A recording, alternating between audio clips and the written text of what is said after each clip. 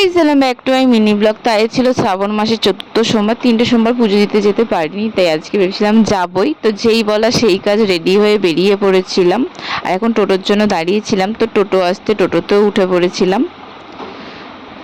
তারপর লঞ্চ ঘাটে এসে লঞ্চের টিকিট কেটে এখানে দাঁড়িয়েছিলাম, কেন আজকে এত ভিড় ছিল যে লঞ্চের গেট লক করে রেখেছিল। তারপরে একটু ফাঁকা হতে খুলে দিয়েছিল।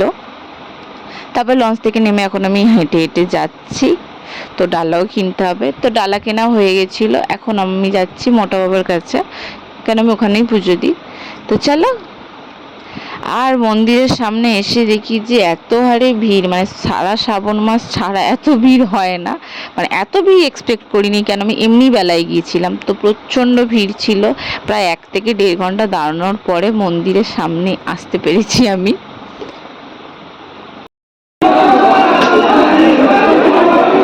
তো ভালোভাবে পুজো দেওয়া হয়ে গেছিলো। তো এখন আমি লঞ্চ ঘাটে চলে এসেছিলাম। তারপরে লঞ্চ থেকে নেমে টোটোয় উঠে পড়েছিলাম। তারপরে শালিকা এসে এখানে অটোর জন্য দাঁড়িয়েছিলাম। তো চলো বাড়ি গিয়ে দেখা হচ্ছে। তো বাড়িতে এসে এত টায়ার্ড লাগছিল যে ঘুমিয়ে পড়েছিলাম। তারপরে ঘুম থেকে উঠে দেখি যে রোদটা বেশ সুন্দর লাগছিল। তারপরে সন্ধ্যাবেলা রেডি হয়ে গেছিলাম জিমে যাবো বলে, কিন্তু বেরিয়ে দেখি যে বৃষ্টি পড়ছে, কিন্তু বেরিয়ে গেছিলাম বলে তারপরে চলে এসেছিলাম। তো এখন আমাদের ওয়ার্কআউট ডান। তো নিচে এসে দেখি যে এখনও বৃষ্টি হচ্ছে, সেই 2 ঘন্টা দিয়ে বৃষ্টি হয়েই যাচ্ছে। মানে আমার বৃষ্টি খুবই ভালো লাগে, কিন্তু এত বৃষ্টি হলে চারিদিকে জল উঠে যায়, প্রচণ্ড প্রবলেম হয়। তারপরে কি এখন ভিজে ভিজে বাড়ির দিকে আসছিলাম।